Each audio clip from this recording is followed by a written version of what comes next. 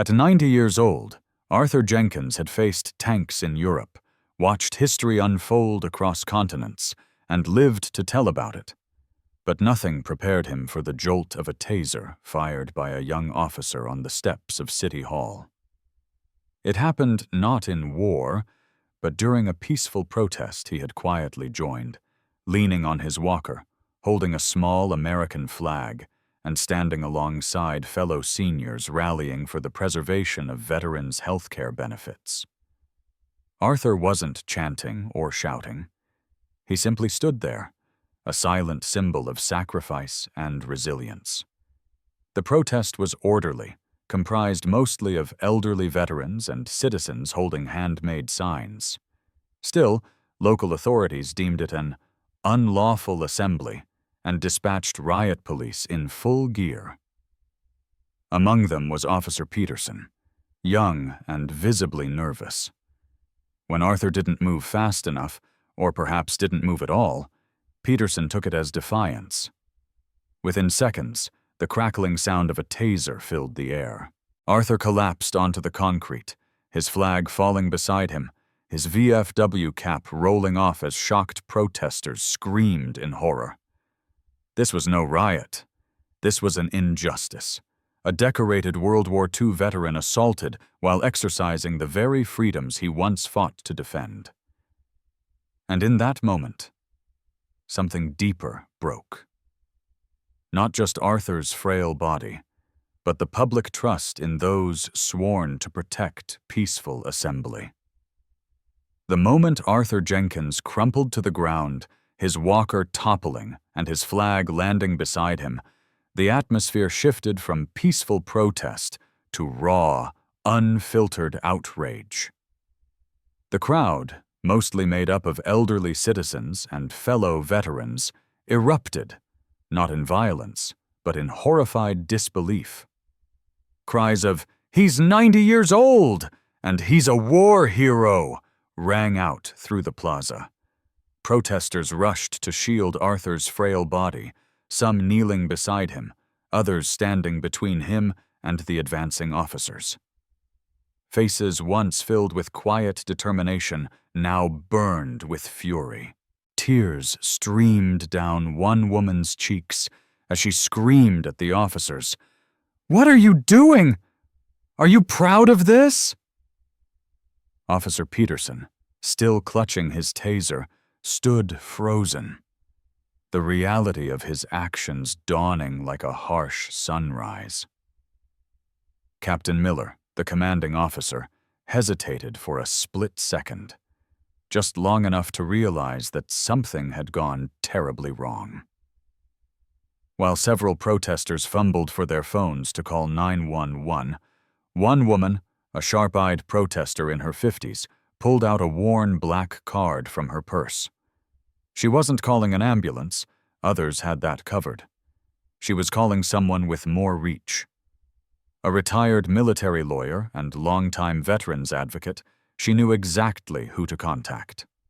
Within seconds, she was speaking directly with a high-ranking official in Washington, D.C., someone connected to both the Department of Veterans Affairs and federal oversight. Her voice, though controlled, was urgent and detailed. A 90-year-old WWII veteran was just tased by local police during a peaceful protest, she reported. His name is Arthur Jenkins. He was holding a flag. This happened at City Hall Plaza. The protest had a permit. It's about proposed cuts to veterans' benefits. We need help, real help, and fast. The voice on the other end was calm but decisive. Understood. Stay where you are. Help is on the way.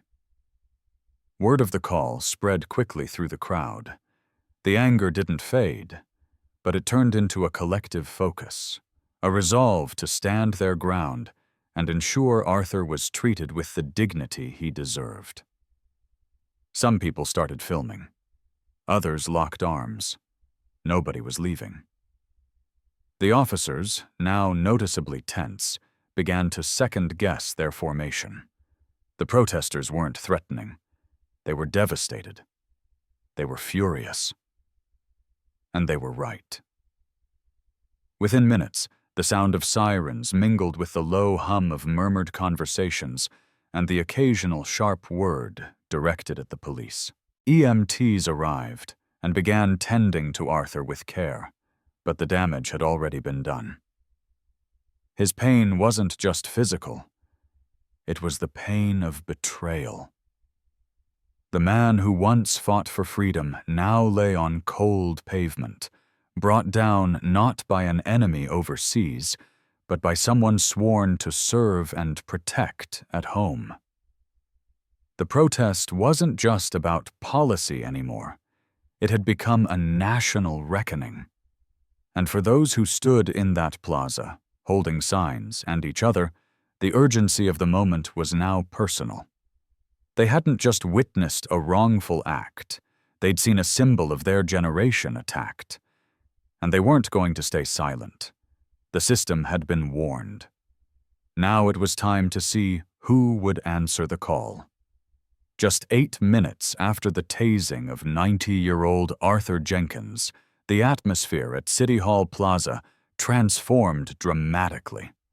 The roar of the crowd and blare of sirens gave way to the deep, resonant hum of powerful engines as a convoy of sleek black SUVs emerged from around the corner. They rolled past police barricades as if they were paper obstacles, their tinted windows concealing the figures inside. The vehicles moved with chilling precision, coordinated, deliberate, and undeniably authoritative. Confused murmurs swept through the protest crowd. Even the riot police paused, momentarily unsure of what or who was approaching. The lead SUV stopped abruptly near the edge of the protest line, its doors opening before the engine had quieted.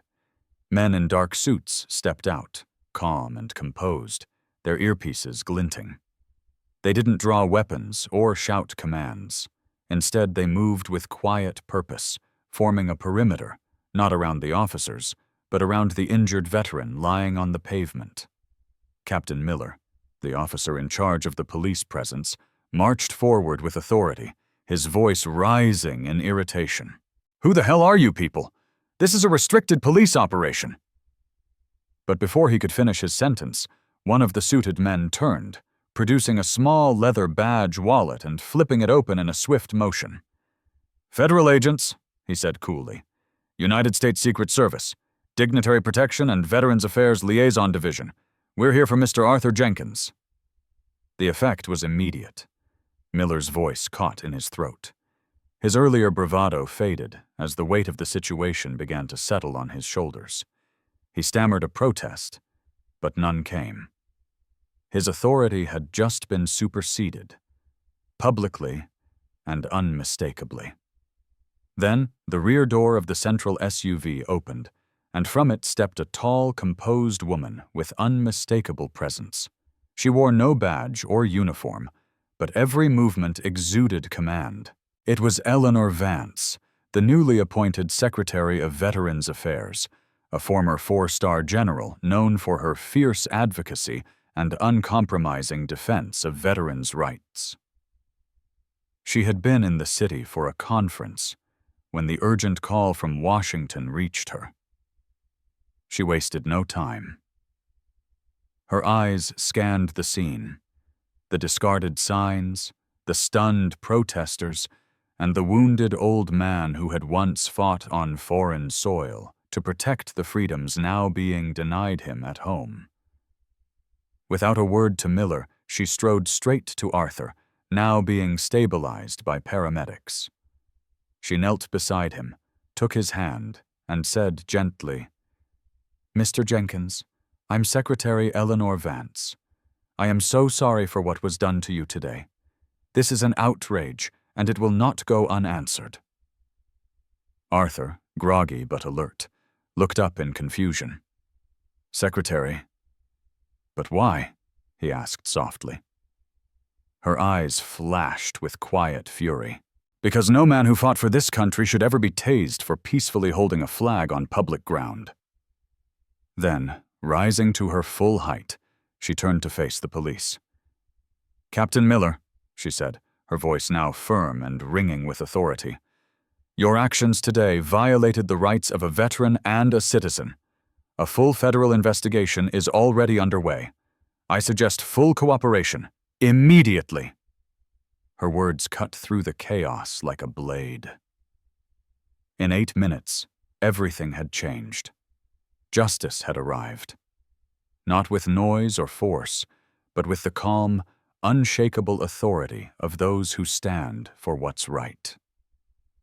As Secretary Eleanor Vance stepped onto the plaza, her presence brought an unmistakable shift in power. Dressed in understated civilian attire, she moved with the composed authority of someone who had commanded troops and now served as the nation's top advocate for its veterans.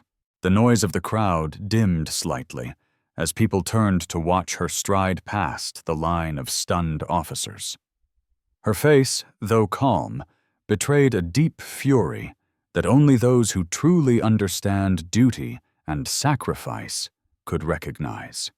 She did not approach the police.